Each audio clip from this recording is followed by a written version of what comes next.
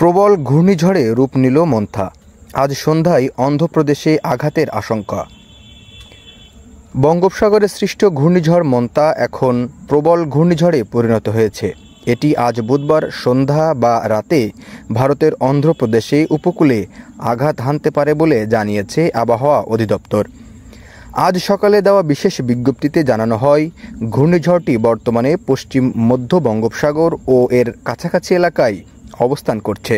সন্ধ্যা 6টায় এটি চট্টগ্রাম থেকে 1290 কিলোমিটার, কক্সবাজার থেকে 1250 কিলোমিটার, মোংলা থেকে 1140 কিলোমিটার এবং পায়রা থেকে 1155 কিলোমিটার দক্ষিণ পশ্চিমে অবস্থান করছিল। প্রবল ঘূর্ণিঝড় কেন্দ্রের 64 কিলোমিটারের মধ্যে বাতাসের একটানা সর্বোচ্চ গতিবেগ ঘন্টায় 90 কিলোমিটার, যা দমকা হওয়ার আকারে 110 কিলোমিটার পর্যন্ত বৃদ্ধি পাচ্ছে। এর প্রভাবে সাগর বিক্ষুব্ধ রয়েছে।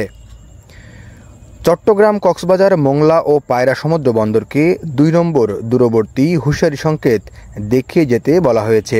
এছাড়া উত্তর বঙ্গোপসাগরে অবস্থানরত মাছ ধরার নৌকা ও ট্রলারগুলোকে উপকূলের কাছাকাছি থেকে সাবধানে চলাচল ও গভীর সাগরে না যেতে নির্দেশ দেওয়া হয়েছে। আবহাওয়াবিদ মোহাম্মদ বজলুর রশিদ জানান, মন্থার প্রভাবে বাংলাদেশে বৃষ্টির পরিমাণ বোঝা যাবে এটি স্থলভাগে ওঠার পর। আজ বৃষ্টির সম্ভাবনা খুবই কম, তবে আগামীকাল বৃহস্পতিবার ও শুক্রবার বৃষ্টি বাড়তে পারে। ইঞ্জিনিয়ার মেহেদি হাসান, দৈনিক স্বাধীন কাগজ, ঢাকা।